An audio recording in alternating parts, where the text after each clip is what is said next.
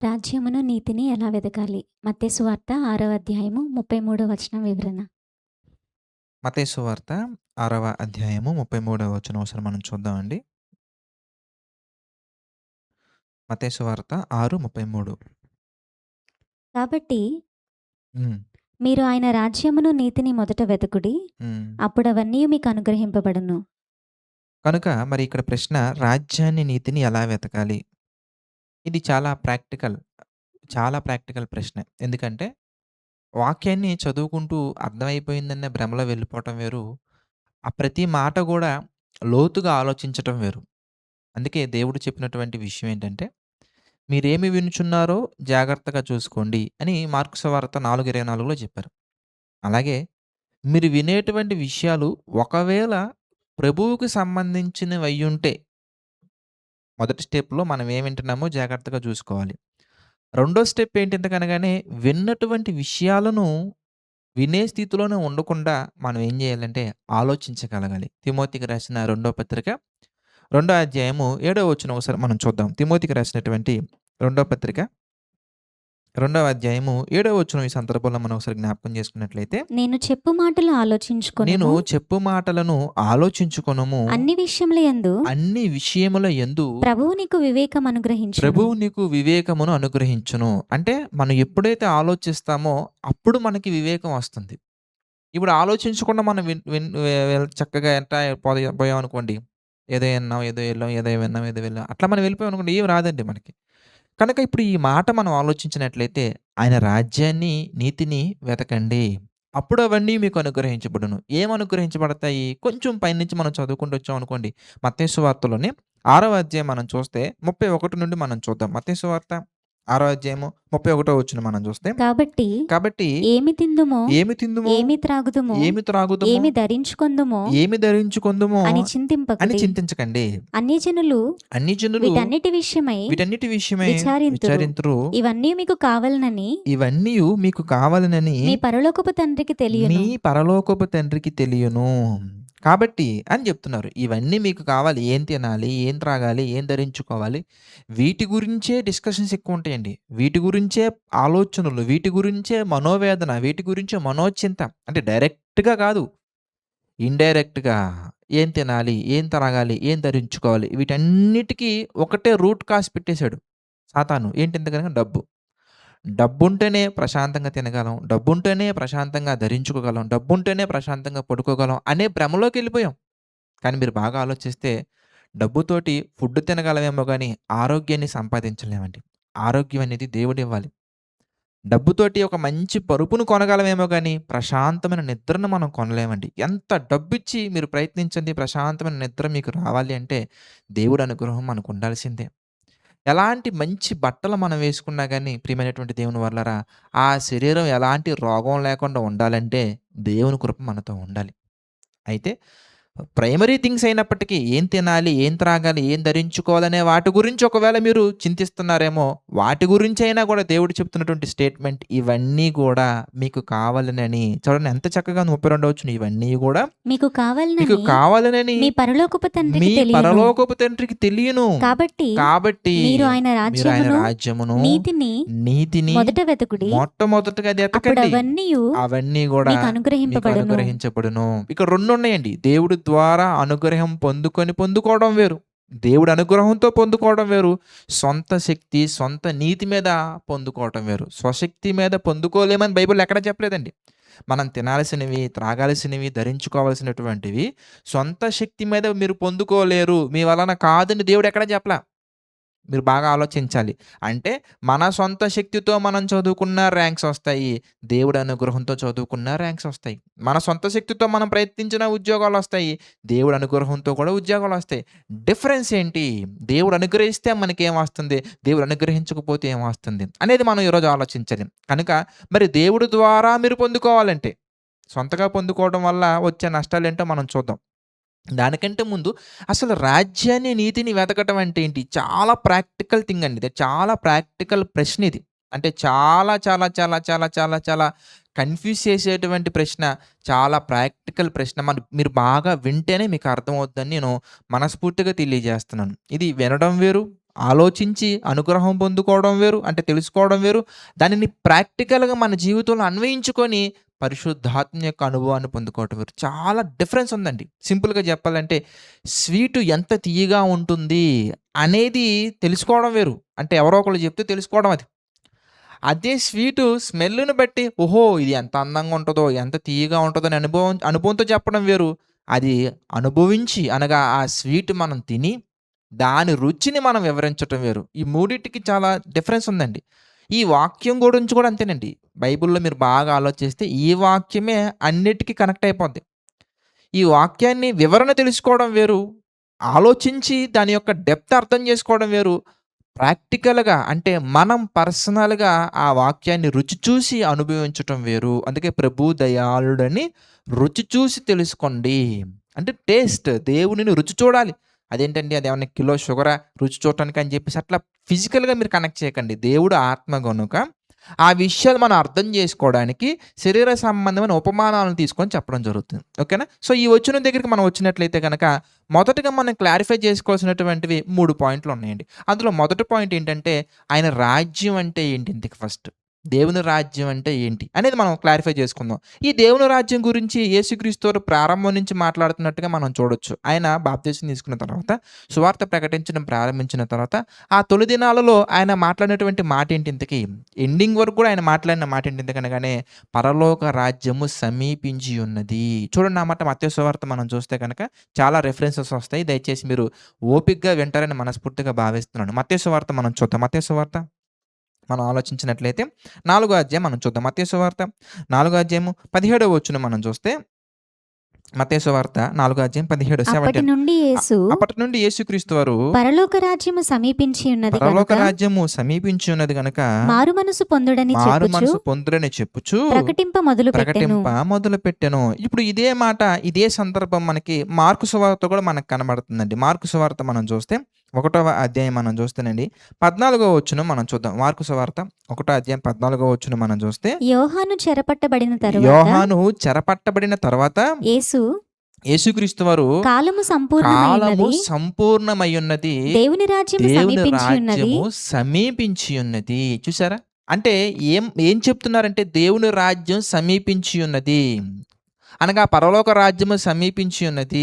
కనుక ఈ దేవుని రాజ్యం గురించి ఇన్ డీటెయిల్‌గా నేను యాకోబు పత్రికలో మాట్లాడినట్టు గుర్తు. అలాగే మత్తయి సువార్తలో కన్ఫర్మ్‌గా మాట్లాడాను. కనుక మీరు ఆ 2 పుస్తకాల వివరణ మీకు అవైలబుల్‌గానే ఉంది. దయచేసి మీరు అవి వింటే ఇంకా బాగా మీకు అర్థమవుతుంది. స్టిల్ మనం అర్థం చేసుకోవడానికి కొన్ని పాయింట్స్ మీకు చూపిస్తాను ఇప్పుడు. సో, పరలోక రాజ్యం అన్నా, దేవుని రాజ్యం అన్నా ఒకటేనండి. అలాగే క్రీస్తు రాజ్యం అన్నా, దేవుని రాజ్యం అన్నా కూడా ఒకటేనండి. అలాగే మరొక సందర్భంలో ఒక ప్రశ్న మిగిలినటువంటి వారు తలెత్తినప్పుడు మరి అడిగినప్పుడు యేసుక్రీస్తు వారు చెప్పినటువంటి సమాధానం ఒకసారి మనం చూద్దాం. లూకాసు వార్త మనం చూస్తే 17th చాప్టర్ మనం చూద్దాం. లూకాసు వార్త 17వ అధ్యాయము 17th చాప్టర్ 20వ వచనం చూద్దామండి. లూకాసు వార్త 17వ అధ్యాయము 20వ వచనం మనం ఒకసారి దేవుని చూసినట్టు రాజ్యం ఎప్పుడు వచ్చునని దేవుని రాజ్యము ఎప్పుడు వచ్చునని పరిసయ్యులు ఆయన అడిగినప్పుడు పరిసయ్యులు ఆయన అడిగినప్పుడు ఆయన ఆయన దేవుని రాజ్యము ప్రత్యక్షముగా రాదు, దేవుని రాజ్యము ప్రత్యక్షంగా రథాలేసుకొని గుర్రాలేసుకొని రాదది.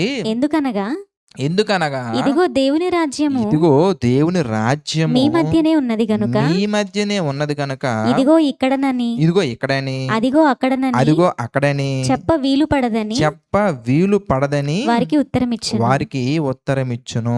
అలాగే యేసుక్రీస్తు వారితోటి పిలాతు మాట్లాడినప్పుడు యేసుక్రీస్తు వారు చెప్పిన సమాధానం కూడా మనం చూడొచ్చు. నీవు రాజువా అన్నప్పుడు నేను రాజునే అంటారు. అప్పుడు నా రాజ్యము ఇహ సంబంధమైనటువంటిది కాదు. మరి ఏంటి నీ రాజ్యం ఎందుకనగానే పరలోక సంబంధమైనటువంటిది. కనుక ఈ 3 రిఫరెన్సెస్ మనం పక్కన పెడితే పరలోక రాజ్యం అన్నా, దేవుని రాజ్యం అన్నా, క్రీస్తు రాజ్యం అన్నా ఒక్కటే.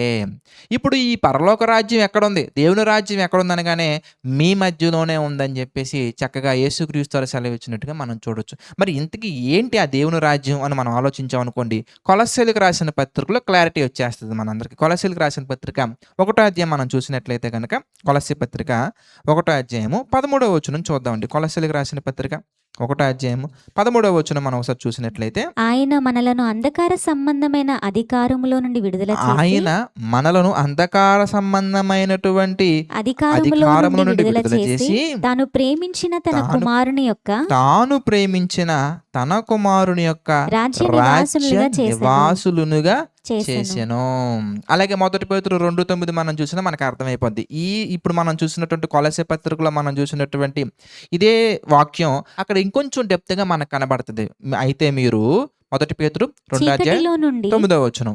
అయితే మీరు చీకటిలో నుండి ఆశ్చర్యకరమైన ఆశ్చర్యకరమైన తన వెలుగులోనికి మిమ్మును వెలుగులోనికి పిలిచిన వాని హ్మ్. గుణాతిశయములను ప్రచురము చేయు నిమిత్తము ప్రచురము చేయ నిమిత్తము ఏర్పరచబడిన వంశమును ఏర్పరచబడిన వంశమును రాజులైన యాజక సమూహమును రాజులైన యాజక సమూహమును పరిశుద్ధ జనమును పరిశుద్ధ జనమును దేవుని సొత్తైన దేవుని ప్రజలనై ఉన్నారు. సొత్తైన ప్రజలనై ఉన్నారు అనగా సంఘం గురించి మాట్లాడుతున్నారు. ఇప్పుడు ఒక ఆర్డర్లో పెట్టేస్తే పరలోక రాజ్యం అన్నా క్రీస్తు రాజ్యం అన్నా దేవుని రాజ్యం అన్నా సంఘం అన్నా ఒక్కటే.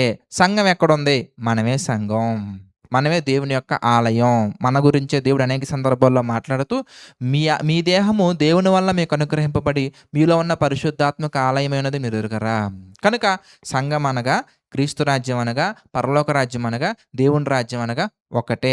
అనగా సంఘం అనగా క్రీస్తు రక్తంలో కడగబడి పరిశుద్ధపరచబడినటువంటి వారు సంఘము. అదే మన 1 పేతురు పత్రిక 2 అధ్యాయం 9వ వచనంలో మనం చూసాం. ఇప్పుడైతే రాజ్యాన్ని వెతకండి అంటున్నారు. సంఘాన్ని వెతకటం ఏంటండి? చూసారా? రాజ్యాన్ని వెతకమంటున్నారు. ఆయన రాజ్యాన్ని నీతిని వెతకండి అంటున్నారు.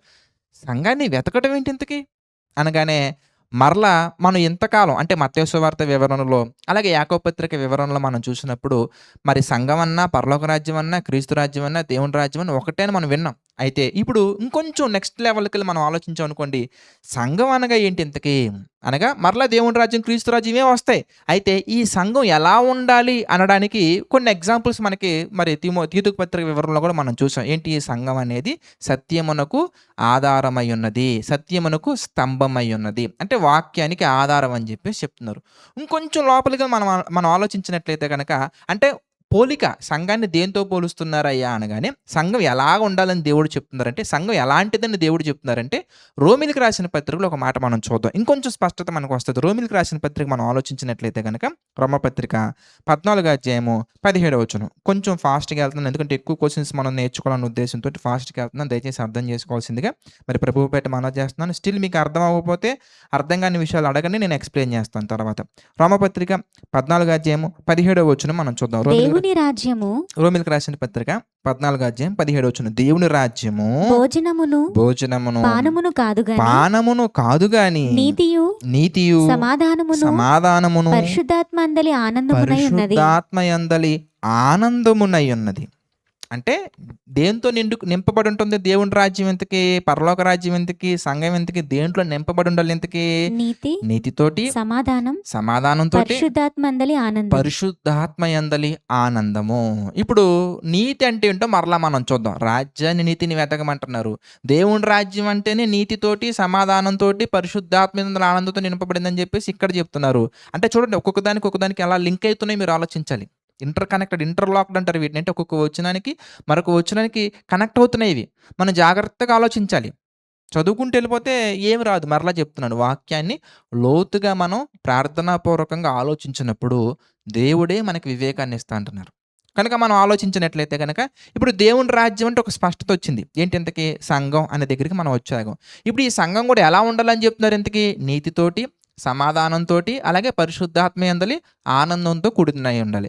ఇప్పుడు మరి నీతి అంటే ఏంటో మనం చూసినట్లయితే మిగిలినటువంటి ఒక క్లారిటీ వస్తుంది మనకి. దేవుని నీతి అంటే ఏంటో మనం ఆలోచిద్దాం. దేవుని నీతి అంటే ఏంటికి మరలా బైబిల్లోకి వెళ్ళి మనం ఆలోచించినట్లయితే కనుక కొరింథీయులకు రాసినటువంటి పత్రికలో మనకి ఒక మాట కనబడుతుంది. అది కూడా మనల్ని ఆశ్చర్యానికి గురి చేస్తుంది. చూడండి, కొరింథీయులకు రాసిన పత్రిక మనం చూసినట్లయితే కనుక 2 కొరింథీ పత్రిక 5వ అధ్యాయము 21వ వచనం మనం చూద్దాం. 2 కొరింథీ పత్రిక 5వ అధ్యాయము 21వ వచనం మనం ఆలోచించినట్లయితే ఎందుకనగా మనం ఆయన యందు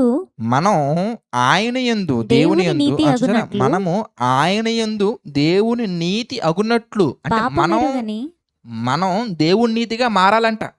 చూడండి ఎలా ఉందో మాట.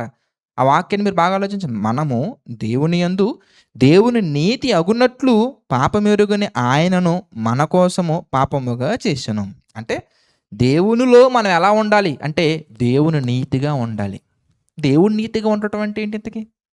రోమిలికి రాసిన పత్రికలోకి వచ్చేద్దాం. రోమపత్రిక మనం చూసినట్లయితే కనుక రోమపత్రిక 3వ అధ్యాయము దానికంటే ముందు దేవుని నీతి అంటే ఏంటో చూద్దాం ఒకసారి. ద్వితీయోపదేశకాండం మనం చూస్తే 6వ అధ్యాయము 25వ వచనం చూద్దాం. ద్వితీయోపదేశకాండము 6వ అధ్యాయము 25వ వచనం. మనం ఇలా కనెక్ట్ చేసుకోవాలండి. ప్రతి ప్రశ్నకు కూడా సమాధానాన్ని బైబిల్‌లో నుంచే మనం చూడాలి. మన దేవుడైన యెహోవా నేను ప్రతిసారి చెప్పే మాట, వాక్యానికి వాక్యమే సమాధానం చెప్పాలి. కనుక వాక్యానికి వాక్యంలో నుంచి వివరణ మనకు కావాలి. చూసారా, ప్రతిదీ మనం ఎలా బైబిల్‌లో నుంచి చూస్తున్నాం అలా చూసుకుంటూ వెళ్ళాలి. ద్వితీయోపదేశకాండము 6వ అధ్యాయం మనం చూసినట్లయితే కనుక 25వ వచనం చూద్దామండి. 25. మన దేవుడైన యెహోవా మన దేవుడైన యెహోవా మనకు ఆజ్ఞాపించినట్లు ఆయన సన్నిధిని ఈ సమస్తమైన ఆజ్ఞలను ఈ అనుసరించి సమస్తమైన అంటే దేవుడు మనకి అనుగ్రహించినటువంటి ఆజ్ఞలను అనుసరించి మనము నడుచుకున్నప్పుడు మనము నడుచుకునేటప్పుడు మనకు నీతి కలుగును. చూసారా, మనం చాలా విషయాలు అవన్నీ కూడా మనం ఆలోచించినట్లయితే బైబిల్లో మనకు కనిపించే వర్డ్స్ ఏవైతే ఉన్నాయో వాటి డెఫినేషన్స్లోకి వెళ్ళి మనం ఆలోచించాం అనుకోండి, దగ్గరగా ఒకటే మీనింగ్ వస్తుంది, కానీ కొంచెం డిఫరెన్షియేట్ అవుతూ ఉంటుందండి. ప్రేమ అంటే మనం ఏం చూసాం, అందుకే ఆయన ఆజ్ఞలను గైకొన్నట్టు ఏ ప్రేమ. ఇప్పుడు ఆయన ఆజ్ఞలను గైకొంటే మనకి ఏమొస్తుందని చెప్తున్నారు ఇక్కడ ద్వితీయోపదేశకాండంలో 6వ అధ్యాయం మనం చూసినట్లయితే కనుక ద్వితీయోపదేశకాండం 6:25లో మనము ఆయన ఆజ్ఞలను అనుసరించి మనము నడుచుకున్నప్పుడు మనకు నీతి కలుగును. ఏ నీతి అది? ఆయన ఆజ్ఞలను అనుసరించి నడుచుకుంటున్నాం కాబట్టి అది దేవుని నీతి. ఓకేనా. ఇప్పుడు మానవ కట్టడల ప్రకారంగా మనిషికంటూ కొన్ని లిమిటేషన్స్, కొన్ని రెగ్యులేషన్స్ కొన్ని ఉంటాయండి. అంటే వాడికంటూ కొన్ని సెల్ఫ్గా వాడు పెట్టుకుంటాడు. ఇది నాకు ఇష్టం, ఇది నాకు ఇష్టం లేదు, నేను ఇది చేస్తాను, ఇది నేను చేయలేను, ఇది నేను చేయగలను. ఇది మనిషి పెట్టుకున్నటువంటి నీతి. అసలు నీతి అంటే ఏంటి? ఒక రెగ్యులేషన్ సిస్టంలో వెళ్ళటమే నీతి. ఇప్పుడు దేవుని నీతి అంటే ఏంటి? ఇంతకీ దేవుడు పెట్టినటువంటి రూల్స్ అండ్ రెగ్యులేషన్స్ ప్రకారంగా నడుచుకోవటమే దేవుని నీతి. అలా మనం దేవుడిచ్చినటువంటి సమస్త ఆజ్ఞలను అనుసరించి మనం నడుచుకున్నప్పుడు మనకి ఏం కలుగుతుందని దేవుడు చెప్తున్నారు? నీతి కలుగును.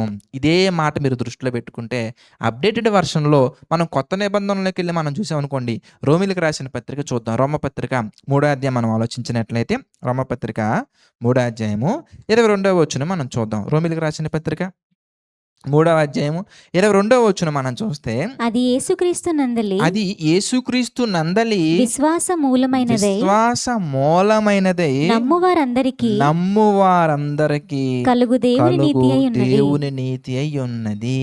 చూసారా, అంటే ఆజ్ఞలను గైకొనడం అనగానే గుడ్డిగా వెళ్ళిపోవడం కాదు. మరలా ఎలా గైకొనాలి? ఇంతకీ విశ్వాస మూలమైనదై అంటే ఆ ఆజ్ఞలను మనము విశ్వాసంతో గైకొనగలగాలి.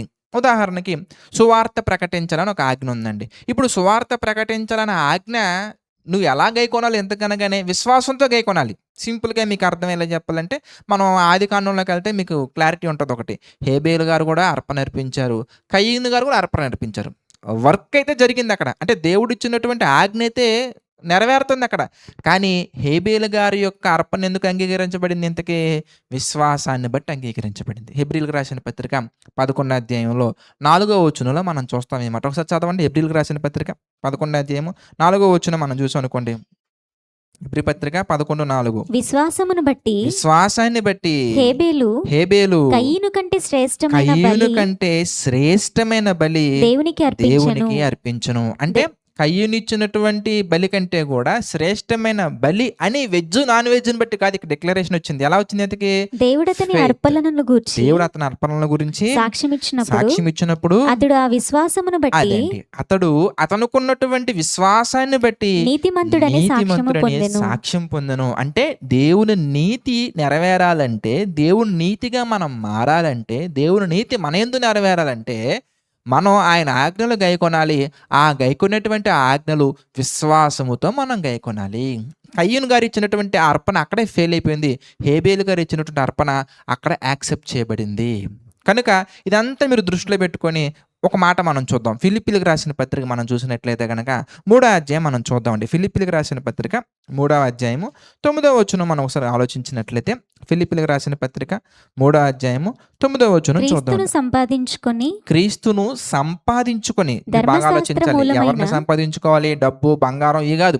క్రీస్తుని సంపాదించుకొని ధర్మశాస్త్ర మూలమైన నా నీతిని గాక క్రీస్తునందలి మూలమునైన నీతి మూలమునైన నీతి అనగా అనగా విశ్వాసమును బట్టి విశ్వాసాన్ని బట్టి దేవుడు దేవుడు అనుగ్రహించు నీతి అనుగ్రహించు గలవాడనై నీతి గలవాడనై ఆయన యందు అదండి విశ్వాసాన్ని బట్టి దేవుడు అనుగ్రహించు నీతి గలవాడనై ఆయన యందు అగపడు నిమిత్తం అని మాట్లాడుకుంటూ వచ్చారు. అంటే నీతి అనగానే మీకు ఒక క్లారిటీ వచ్చేసిందని నేను భావిస్తున్నాను. ఫస్ట్ ఆఫ్ ఆల్ రాజ్యం అనగా సంఘం, సంఘం అనగా రాజ్యం, క్రీస్తు రాజ్యం, దేవుని రాజ్యం, పరలోక రాజ్యం, సంఘం అన్నీ ఒకటే. ఇప్పుడు ఈ సంఘం ఎలా నింపబడాలని దేవుడు చెప్తున్నారు ఎంతకనగానే నీతితోటి, సమాధానంతోటి, పరిశుద్ధాత్మ యందలి ఆనందంతోటి. ఇప్పుడు నీతి అంటే ఏంటి ఎంతకనగానే దేవుని యొక్క ఆజ్ఞలను విశ్వాసంతో గైకొనటమే నీతి. క్రీస్తుని సంపాదించుకొని అనగా వాక్యాన్ని సంపాదించుకొని వాక్యాన్ని హృదయంలో పెట్టుకొని విశ్వాసం ద్వారా వినుట వలన విశ్వాసము కలుగును, వినుట క్రీస్తుని గురించినటువంటి మాట వలన కలుగును. ఇప్పుడు ఈ విశ్వాసముతోటి మనము ఆయన మనకు అనుకరించినటువంటి ప్రతి ఆజ్ఞను మనం గైకొంటూ వెళ్ళామంటే కనుక అదే దేవుని నీతి. ఇప్పుడు ఈ రెండు పక్క పక్కన పెట్టి మీరు ఆలోచించినట్లయితే కనుక ఆయన రాజ్యాన్ని అలాగే నీతిని వెతకండి. ఇందుకే మీరు బాగా ఆలోచిస్తే వెతకుడి మీకు దొరుకును, చూసారా, అడుగుడి మీకు ఇయ్యబడును, తట్టుడి మీకు తీయబడును లేదా తెరవబడును. అంటే ఏం అడగాలి ఇంతకీ? దేవుని యొక్క జ్ఞానాన్ని అడగాలి. యాకోబు పత్రిక 1వ అధ్యాయం మనకు కనబడుతుంది. ఎందుకు జ్ఞానం అడగాలి? ఆ జ్ఞానమే వాక్యం. ఆ వాక్యం మన హృదయంలో ఉంటే మనకి విశ్వాసం వస్తుంది. ఆ విశ్వాసం బట్టి దేవుని నీతిని మనం సంపాదించుకుంటాము. అనగా తర్వాత ఆ నీతితో పాటుగా సమాధానం. సమాధానం అంటే మనందరికీ తెలిసిందే, చాలా సందర్భాల్లో నేను మాట్లాడాను. ఇంటింటికి సమాధానం కొలస్సీ పత్రికలో మనకు కనబడుతుంది. చూద్దాం ఒకసారి. కొలస్సీ పత్రిక మనం చూస్తే 1వ అధ్యాయంలో చూసారా, ఇవన్నీ బేసిక్స్. మనం బేసిక్స్ వీడియోస్లో మనం ఇవన్నీ కవర్ చేసుకున్నాం. అందుకే నేను ఫాస్ట్గా వెళ్తాను. ఇవన్నీ బేసిక్స్లో మనం చెప్పుకున్నాం. ఈ సబ్జెక్ట్ అంతా మనం చెప్పుకున్నాం. సమాధానం గురించి, భక్తి గురించి, నీతి గురించి ఇవన్నీ మనం చూసాం. కొలస్సీ పత్రిక 1వ అధ్యాయం మళ్ళా చూద్దాం. 21వ వచనం మనం చూస్తే, మరియు గత కాలములో దేవునికి దూరస్తులను మీ దుష్క్రియల వలన మీ మనసులో విరోధ భావము గలవారినై ఉండిన మిమ్మును కూడా తన సన్నిధిని పరిశుద్ధులుగాను నిర్దోషులుగాను నిరపరాధులుగాను నిలవబెట్టుటకు ఆయన మాంసయుక్తమైన దేహమందు మరణము వలన ఇప్పుడు మిమ్మును సమాధానపరచెను. అదండి, చూసారా, ఇప్పుడు మిమ్మును సమాధానపరచును. అనగా మరి దూరంగా ఉన్నటువంటి మనం దేవుని సన్నిధిలో పరిశుద్ధులుగా నిర్దోషులుగా మారటమే సమాధానపరచబడటం. ఇప్పుడు సమాధానపరచడం అంటే ఏంటికి? వాక్యాన్ని చెప్పి వారిలో ఉన్నటువంటి పాపాన్ని ఒప్పుకునేలా చేసి వాక్యానుసారంగా వాళ్ళను మార్చి దేవుని సన్నిధిలో పరిశుద్ధులుగా నిర్దోషులుగా నిలబెట్టడమే సమాధానపరిచేటువంటి కార్యక్రమం. ఇప్పుడు ఇదంతా మనసులో పెట్టుకొని మీరు బాగా ఆలోచించినట్లయితే కనుక మీరు రాజ్యాన్ని నీతిని వెతకండి అనగా దాని అర్థం ఏంటి? ఎంతకనగానే మన యొక్క పనుల్లో, మన యొక్క ఆలోచనల్లో, మన యొక్క తలంపులలో ఏది వెతకాలి అనగానే ఇదిగో దేవునిని వెతకాలి. దేవుని యొక్క సంఘాన్ని వెతకడం అంటే ఏంటి? మళ్ళీ చర్చలు అనగానే మీరు ఫిజికల్గా పెట్టకండి. మనం పెట్టుకున్నటువంటి పేర్లు ఇవన్నీ కూడా ఒక మనిషి క్రియేట్ చేసినటువంటి పేర్లు ఇవన్నీ కూడా. మాది ఆ సంఘం, ఇది ఈ సంఘం, మేము ఆ సంఘం, ఈ సంఘం, మా అయ్యగారు ఎలాగా, మా అమ్మగారు ఎలాగా, ఎన్ని మనుషులు పెట్టుకున్నటువంటివి. సంఘం అనగా దేవుడిచ్చిన డెఫినేషన్ ఒకటే, క్రీస్తు రక్తంలో కడగబడి పరిశుద్ధులుగా మారటానికి, పరిశుద్ధులుగా మరి పరిపూర్ణులుగా మారటానికి మరి తమను తాము సిద్ధపరుచుకునేటువంటి వారు, ఇంకా జీవితాంతం అంతం వరకు కూడా క్రీస్తు కొరకు బ్రతకాలని నిర్ణయం తీసుకునేటువంటి వారందరూ 2 3 4 చెట్టు కింద ఉంటే అదే సంఘం. మనిషే సంఘం అనగా విశ్వాసిగా మారినటువంటి వారే సంఘం. అలాంటి విశ్వాసులు ఎక్కడైతే ఏకంగా చక్కగా దేవుణ్ణి ఆరాధిస్తారో అదే సంఘం. అది రెంటెడ్ స్పేసా, లేదంటే కనుక చెట్టు కింద, లేదంటే కనుక బస్సులోన, లేదంటే కనుక ట్రైన్లోన, వేరెవర్ ప్లేస్ డజంట్ మ్యాటర్. ఎందుకంటే సంఘం అనగానే మరి క్రైస్తవులు అని దేవుడు ఇచ్చినటువంటి డెఫినేషన్ ప్రకారం మనం ఆలోచించినట్లయితే ఇప్పుడు మరి మనందరం ఎలా ఉండాలి? ఎంతకనగానే ఆయన రాజ్యాన్ని అనగా రాజ్యం దేంతో నింపబడింది? నీతి, సమాధానం, పరిశుద్ధాత్మీయందుల ఆనందం. ఇప్పుడు మనం కూడా ఎలా ఉండాలి? ఎంతకనగానే లోక సంబంధమైన ఆనందాన్ని వెతకకుండా, లోక సంబంధమైన వాటిలో సంతోషాన్ని ఎక్స్పెక్ట్ చేయకుండా, పరిశుద్ధాత్మలోని ఆనందాన్ని వెతుకుతూ నీతిని, అలాగే అందుకే మరి ఫిలిప్పీలకు రాసిన పత్రికలో ఒక మాట పౌలు గారి ద్వారా దేవుడు తెలియజేశారు. అదేంటి? ఎంతకనగానే ఈ రాజ్యాన్ని నీతిని వెతకండి అనేటువంటి మాటే అక్కడ సింపుల్గా రాశారు. రాజ్యాన్ని నీతిని వెతకండి అనేటువంటి మాటనే సింపుల్గా రాశారు. చూద్దాం. ఫిలిప్పీలకు రాసిన పత్రిక మనం చూసినట్లయితే కనుక, క్షమించండి, కొలస్సీ పత్రిక 3వ అధ్యాయము 1వ వచనం మనం చూద్దాం. కొలస్సీ పత్రిక 1వ అధ్యాయము 3వ అధ్యాయం 1వ మీరు వచనం. క్రీస్తుతో కూడా లేపబడిన వారైతే మీరు క్రీస్తుతో కూడా లేపబడిన వారైతే పైనున్న వాటిని వెదకుడి. పైనున్న వాటినే వెతకండి. అక్కడ చూసారా? క్రీస్తు ఏంటి ఏం వెతకాలంట? పైనున్న వాటినే వెతకండి. పైనున్న వాటిని వెతకటం అంటే ఫస్ట్ ఫ్లోర్, సెకండ్ ఫ్లోర్ అని కాదు. పరలోక సంబంధమైనటువంటి వాటిని వెతకాలి. అందుకే మన పౌరస్థితి పరలోకమందున్నది. ఇప్పుడు పైనున్న వాటినే వెతకండి అనే మాట తర్వాత మీరు ఇక్కడ చూడండి, ఇక్కడికి వచ్చిన తర్వాత ఆయన రాజ్యాన్ని నీతిని వెతకని అనే మాట మీరు పక్క పక్కన పెట్టి రెండుగా మీకు క్లారిటీ వచ్చేస్తుంది. ఏంటి ఇంతకీ? పరసంబంధమైన వాటిని వెతకాలి. వెతకటం మాత్రమే కాదులే కానీ వాటిని మీరు సంపాదించుకోవాలి. అందుకే ఇవన్నీ ప్రేమ, నీతి, భక్తి, సమాధానము, పరిశుద్ధాత్మ లేని ఆనందము, వీటన్నిటిని మాట్లాడుకుంటూ ఒక మాట మరి దేవుడు రాయించారు. తిమోతి పత్రిక మనం చూస్తే 6వ అధ్యాయం మీకు అర్థమైపోద్ది. ఆ మాట చూసిన తర్వాత మీకు మొత్తం క్లారిటీ వచ్చేస్తుంది. మొదటి తిమోతి పత్రిక 6వ అధ్యాయం మనం చూసినట్లయితే కనుక 11వ వచనం మనం చూద్దాం. మొదటి తిమోతి పత్రిక 6వ అధ్యాయము 11వ వచనం. దైవజనుడా అనగానే మీరు మరలా పోస్టర్ల మీద కనిపించే వాళ్ళ ఫొటోస్ మాత్రం చూడకండి. మీరు మరలా పరిశుద్ధ జనమును దేవుని సొత్తైన ప్రజలను అయి ఉన్నారు. ఎవరి గురించి మాట్లాడుతున్నారు? సంఘంలోకి వచ్చినటువంటి వారి గురించి మాట్లాడుతున్నారు. సంఘంలో వచ్చినటువంటి దేవుని పిల్లల గురించి మాట్లాడుతున్నారు. ప్రతి దేవుని కుమారుడు అనగా పాపాన్ని విసర్జించి పరసంబంధమైన వాటిని వెతకాలనే ఆలోచన కలిగిన ప్రతి ఒక్కడు కూడా దేవుని కుమారుడే, దేవుని కుమార్తె. 1 పేతురు 2:9 ప్రకారంగా. సో దైవజనుడా అనగా దేవుని కుమారుడా, దేవుని కుమార్తె అని నీవైతే వీటిని విసర్జించి ఇందాక మనం చదువుకున్నటువంటి వచ్చేస్తాయి. నీతి, భక్తిని, విశ్వాసాన్ని, ప్రేమను, ఓర్పును, సాత్వికమును సంపాదించుకొనుటకు ప్రయాసపడాలి. చూసారా? ఇవి మనం సంపాదించాల్సింది. అంటే మనం వేటిని వెతకాలి అనగానే నీతి, ప్రేమ, విశ్వాసము, ఓర్పు, చూసారా, సాత్వికము, ఇవన్నీ వెతకాలి. ప్రయాసపడమని దాని కింద నెంబర్ 2 అని చూసారా? 2కి కింద ఏమని మీనింగ్ ఇచ్చారు? వెంటాడాలి. అంటే మన ఆలోచనల్లో, తలంపుల్లో, ఉద్దేశాలలో ప్రతి దాంట్లో కూడా నేను ఈ పని చేస్తే విశ్వాసంతో ఉంటానా? ఈ పని చేస్తే సాత్వికంతో ఉండగలనా? ఈ పని చేస్తే ఓర్పుగా ఉండగలనా? ఈ పని చేస్తే దేవుని నీతి నెరవేరుతుందా? ఈ పని చేస్తే దేవుని చిత్తానికి అనుకూలంగా ఉంటానా? ఈ వర్క్ చేయడం ద్వారా దేవుని యొక్క ఆలోచనకు లోబడుతున్నానా? ఇది మీరు వెతకాలి. ఈ పని చేయడం ద్వారా పరిశుద్ధాత్మలో ఆనందంగా ఉంటానా?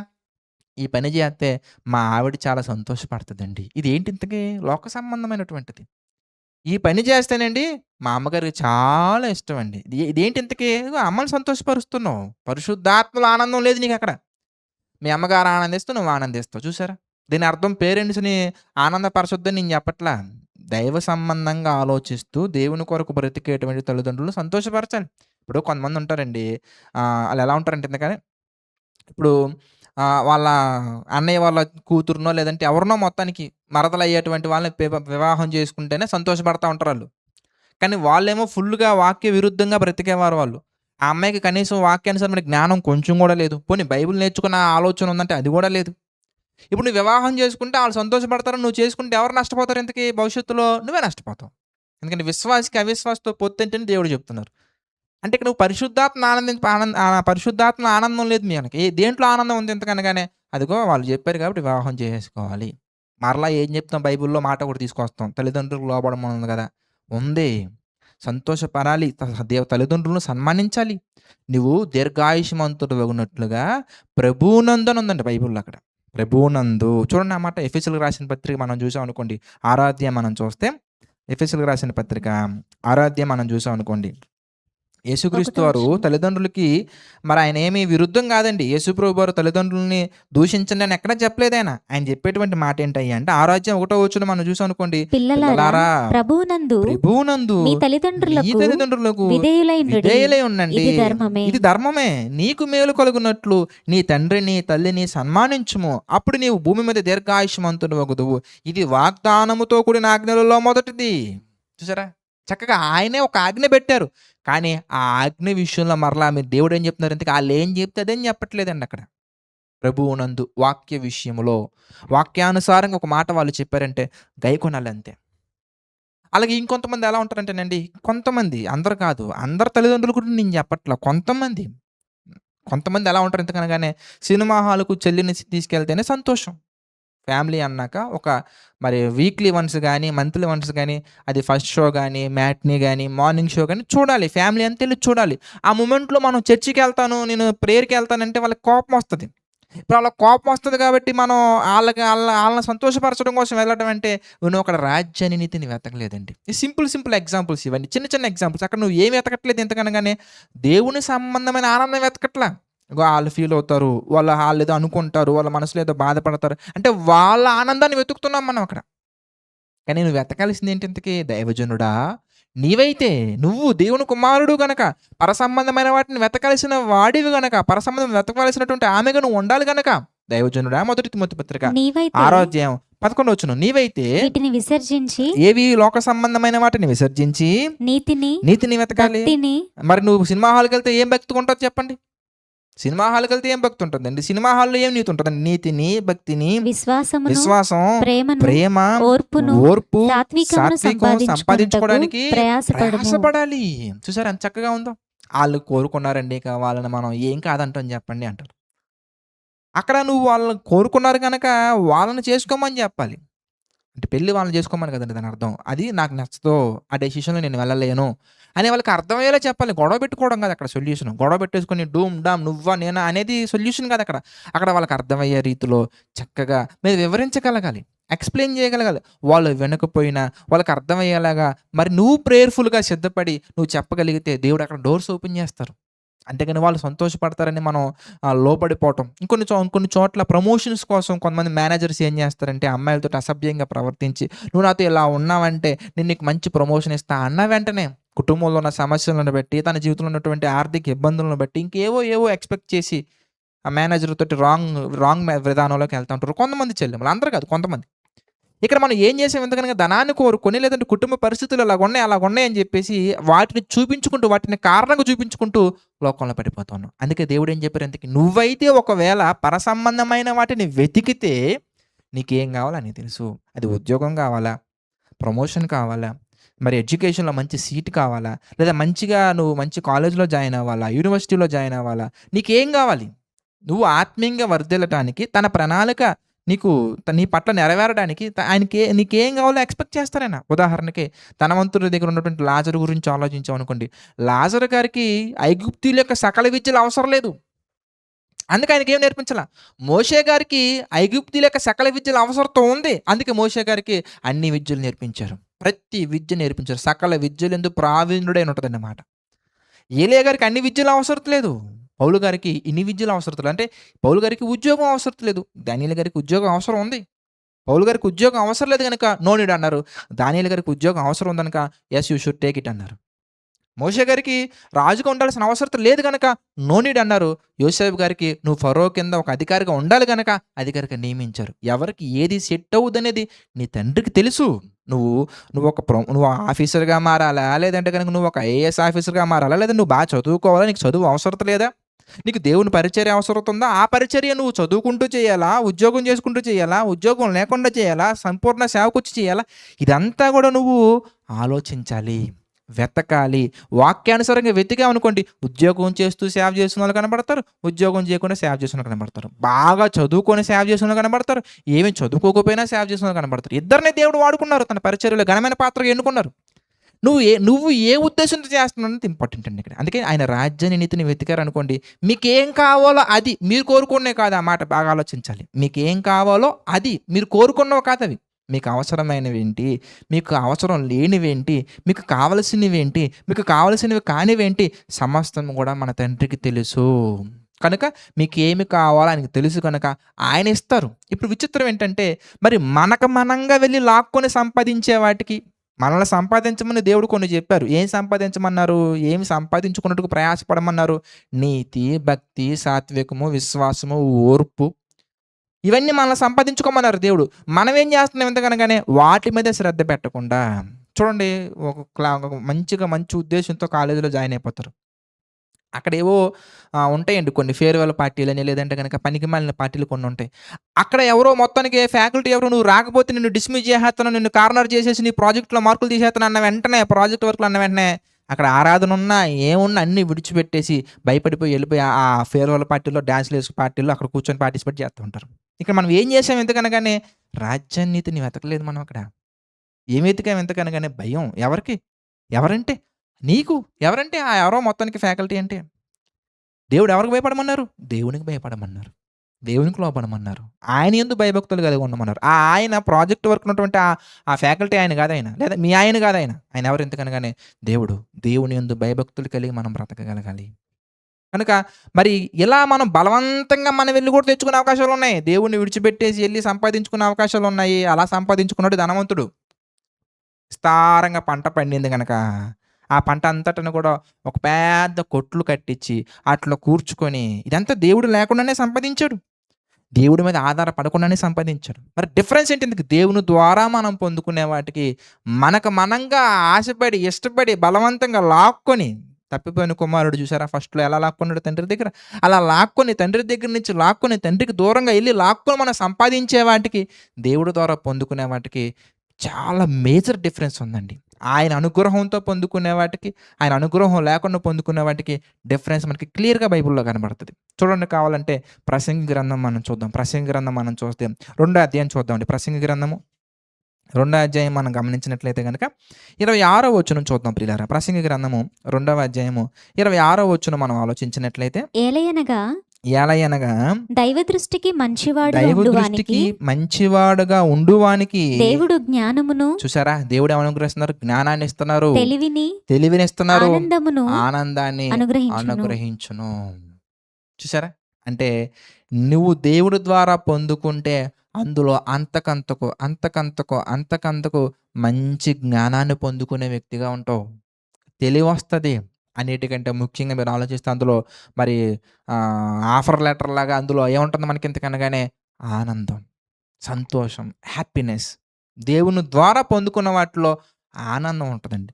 దేవుని ద్వారా పొందుకోకపోతే టార్చర్ ఉంటుందండి. ఏసీ రూమ్లో మనం కూర్చున్నా కానీ, ఏసీ రూమ్లో ఒక పెద్ద ల్యాప్టాప్ దగ్గర మనం కూర్చొని ఆ కోడింగ్ రాస్తున్నప్పుడు మనకి ఏం వస్తుందంటే ఇక్కడి నుంచి చెమటలు అలా వస్తూ ఉంటాయండి. దేనికి ఎంతగానగానే అది ప్రెజరు. అది ఎందుకు అలా వచ్చింది ఎంతగానగానే అది మనం దేవుడి ద్వారా పొందుకున్నావా, లేదంటే మనంగా దేవుడిని కాదని ఆరాధనలు మానేసి, ఏమంటే సువార్త కార్యక్రమాలు మానేసి, దేవుని కొరకు పార్టిసిపేట్ చేసే విషయంలో వెనకడుగు వేసి, మరి ఆయన కొరకు సువార్త ప్రకటించకుండా, వాక్యాన్ని నేర్చుకోకుండా చాలామంది నేను బిజీ అండి అంటారు. చాలామందిని చూస్తాను నేను. ఉన్నదే 50 వీడియోసు, అవి వినటానికి బిజీ. ఉన్నదే 66 పుస్తకాలు, అవి చదవడానికి బిజీ. ఎన్ని పుస్తకాలు చదివేసి ఉంటామండి? బాటనీ తర్వాత మనం చదువుకుంటూ అనుకోండి ఎన్ని పుస్తకాలు చదివేసి ఉంటారండి, ఎన్ని నోట్సులు రాసేసి ఉంటారండి. అదే వాక్యం కొరకు, బైబిల్ కొరకు నువ్వు ఎన్ని నోట్సులు పెట్టావు, నీకు ఎంత ఉంది, బైబిల్ ప్రకారం నువ్వు ఏం నేర్చుకున్నావు ఇంతకి? ఉన్నాయి 66 పుస్తకాలు, ఇవి చదవటానికి మనం ఎన్ని కారణాలు చెప్తామనండి. అందుకే దేవుడు అనుగ్రహిస్తే పొందుకుంటున్నావా, దేవుణ్ణి కాదని బలవంతంగా లోకంలో వెళ్ళి ఆ కుమారుడు ఏ విధంగా అయితే లాక్కొని వెళ్ళాడండి తండ్రి దగ్గర నుంచి, దేవుడిచ్చినటువంటి అన్నీ లాక్కున్నారు. ఈరోజు మనం కూడా దేవుని కృపను విడిచిపెట్టేస్తున్నాము. దేవుడి దగ్గర నుండి ఆయన ఇచ్చిన కాలాన్ని విసర్జించి, ఆ కాలాన్ని దేవుని కొరకు కేటాయించకుండా మన సొంత ప్రయోజనాల కొరకు వెళ్ళి మనం ఏం చేస్తున్నామంటే ఇదిగో లోకంలో వాటి కొరకు తిరుగుతా మనకేం రాదండి. వచ్చిందని ఫీల్ అవుతాం అంతే. At the end of the అంటారు చూసారా? అలాగా నువ్వు ఒక స్టేజ్కి వస్తావు. ఈ మధ్యకాలంలో నేను ఒకటి గమనించానండి. కొంతమంది 20 సంవత్సరాల్లో రియలైజ్ అయిపోతారండి. ఒరే నేను దేవుని కొరకు బ్రతకట్లేదురా, ఈ జీవితం దేవుని కొరకు కాదు, నేను నా సొంత వాటికి ఉపయోగిస్తున్నాను, దేవుని కొరకు ఖర్చు చేయాలని కొంతమంది 20 సంవత్సరాలప్పుడు రియలైజ్ అవుతారు. కొంతమంది 30కి రియలైజ్ అవుతారు. కొంతమంది 40కి రియలైజ్ అవుతారు. నేను దేవుని కొరకు బ్రతకాలి, తండ్రి కొరకు చాలా కార్యక్రమాలు చేయాలని 40లో రియలైజ్ అవుతారు. కొంతమంది 50లో రియలైజ్ అవుతారు. కొంతమంది 60లో రియలైజ్ అవుతారు. కొంతమంది చచ్చాక రియలైజ్ అవుతారు. చూడండి ఎంత లేట్గా రియలైజ్ అయితే అంత ప్రమాదం. 40లో రియలైజ్ అయ్యామనుకోండి, మరి తెలుసుకున్న విషయాలను బట్టి మన శరీరం సహకరించదండి. కళ్ళు కనిపించవు, కాళ్ళు పనిచేయవు, ఏమి సరిగ్గా గుర్తుండవు, గుర్తుపెట్టుకోవాలని ప్రయత్నించినా గుర్తుండవు. ఎందుకంటే దాని యొక్క సామర్థ్యం తగ్గిపోయింది. మెదడు సామర్థ్యం తగ్గిపోయింది, కళ్ళు సామర్థ్యం తగ్గిపోయింది, చేతుల సామర్థ్యం తగ్గిపోయింది, ఎనర్జీ ఉండదు. ఇంకొంతమంది 50లో రియలైజ్ అవుతారు, 60లో రియలైజ్ అవుతారు, చనిపోయిన తర్వాత రియలైజ్ అవుతారు. కొంతమంది చనిపోయిన తర్వాత ఇంకేం ఉపయోగం అండి? నువ్వు ఎప్పుడు రియలైజ్ అవుతున్నావు? నువ్వు ఈ భూమి మీదకి ఎందుకు వచ్చావు? ఏం సంపాదించడం కోసం వచ్చావు? ఇల్లు కాదు, జాబ్ కాదు, లేదంటే కనుక ఒక మంచి పేరు కాదు, ఒక మంచి ఉద్యోగం కాదు, లేదంటే కనుక ఒక మంచి స్టేటస్ కాదు. నువ్వు సంపాదించవలసినటువంటివి కొన్ని ఉన్నాయి. అవి మనం సంపాదించాలి. అవి మీరు సంపాదించారు లేదా చెక్ చేయండి ఒకసారి. 66 పుస్తకాల పట్ల మీకు ఎంత అవగాహన ఉంది? అది వాక్యం, అది జ్ఞానం. ఆ జ్ఞానాన్ని బట్టి నీలో ఎంత విశ్వాసం ఉంది, ఎంత సాత్వికం ఉంది, ఎంత ఓర్పు ఉంది, ఎంత భక్తిగా జీవిస్తున్నావు, ఎంత సమాధానంగా జీవిస్తున్నావు, ఇవండి దేవుడు కన్సిడర్ చేసే ఫ్యాక్టర్స్. అది దాని అర్థం. రాజ్యాన్ని నీతిని వెతికితే మీకేం కావాలి, ఆ సమయానికి ఆయన కొరకు నువ్వు బ్రతకటానికి ఉద్యోగం లేకపోతే నువ్వు బ్రతకలేని పరిస్థితులు ఉన్నాయా, తప్పకుండా ఉద్యోగం ఇస్తారండి. నీకు ఎంటెక్ పిహెచ్డి లేకపోతే నువ్వు బ్రతకలేవా, ఆయన కొరకు నువ్వు బ్రతకలేవా, ఆ మూమెంట్స్లో ఆయన ఇచ్చేస్తారండి. సింపుల్, చాలా సింపుల్గా ఇచ్చేస్తారు. పిహెచ్డి డిగ్రీ నీకు కావాలనుకోండి, నీకు అవసరం ఉంది, నీవు కోరుకున్నది కాదు, తండ్రి పని చేయడానికి, తండ్రి కొరకు నువ్వు బ్రతకటానికి ఆ పిహెచ్డి అవసరం ఉంది, తప్పకుండా నీకు ఇస్తారు.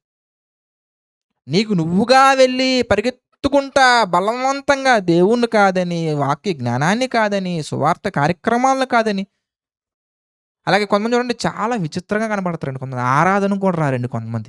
ఆ ఉద్యోగాల కోసం, ఆ ఉద్యోగాల కోసం, ఆ చదువుల కోసం, ఆ పెళ్ళిళ్ళ కోసం, ఏమండి వాటి కొరకు, వాటిలో ఆనందం కోసం, వాటి ద్వారా వచ్చే ప్రయోజనాల కోసం క్రీస్తును కూడా విసర్జించి, ఏమండి అదేంటి బ్రదర్ అంత మాట అన్నారంటే, అంతే కదండి మరి. ఇంతకీ ఇస్కరియోతు యూదా 30 వెండి నాణాలకు అమ్ముకున్నారండి. మీరు ఒక పూట కూలికి అమ్ముకుంటున్నారు.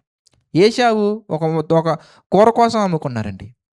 మీరు కూడా అలా ఉన్నారేమో ఆలోచించండి ఒకసారి. మీరు రాజ్యాన్నితిని వెతికే పనిలో లేరు కనుకే మీరు పొందుకున్నా కానీ ఎలా ఉంటాయి ఎందుకనగానే అవి నిష్ప్రయోజనంగా, నిరాశ కలిగించేవిగా, నీరు కలిగించేవిగా, బాధపడే విధంగా, కృంగిపోయే విధంగా ఉంటాయండి అవన్నీ కూడా. కొంతమంది చూడండి దేవుని సంఘంలో ఏవో పిచ్చి పిచ్చి వేషాలు వేసేసి ఎవరెవరినో ఇష్టపడిపోయి సంఘంలోకి వచ్చిన తర్వాత ఎందుకు వచ్చావు, ఎవరో ఒక తమ్ముడు మాట్లాడుతున్నారండి.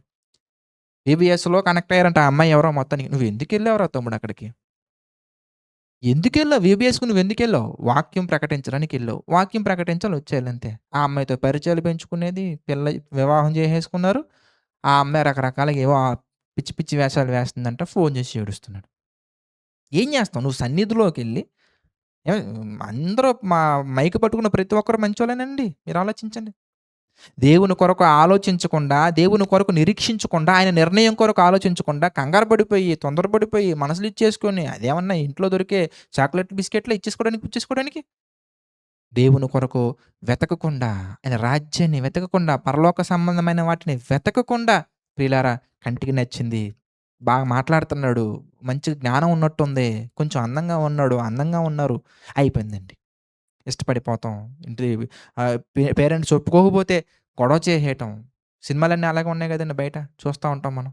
మనంగా ఇప్పుడు కాదులేండి. నేను ఇప్పుడు చూడలేదు. మీరు చూడకండి. ఇప్పుడు కాదండి. దేవునిలోకి రాకముందు చూసేవాళ్ళం కదండీ. అవి ఎఫెక్ట్ సమాజాన్ని అలా ఎఫెక్ట్ చేసేస్తున్నాయి అవి.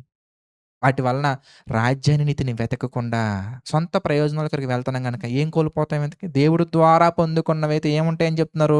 చదవండి ప్రసంగి గ్రంథము 2వ అధ్యాయం మనం చూద్దాం. ప్రసంగి గ్రంథము 2వ అధ్యాయం మనం చూసినట్లయితే గనక 26వ వచనం. ఏలయనగా దైవ దృష్టికి మంచివాడుగా ఉండువానికి దేవుడు జ్ఞానమును తెలివిని ఆనందాన్ని అనుగ్రహిస్తారు. అడిగి మెంటల్ ప్రెజర్ ఉండదండి వాడికి. ప్రశాంతంగా పడుకుంటాడు. డబ్బు సంపాదించడం చూడండి ఎలా పడుకుంటాడు. గ్యాస్, బీపీ అన్నీ ఉంటాయి. మీరు ఆలోచించండి. అవన్నీ డబ్బు కోసం ఆలోచించి ఒక రాగం. ఇన్ని ఉండవండి. జ్ఞానం ఉంటుంది, తెలివి ఉంటుంది, చక్కగా ఆనందం ఉంటుంది.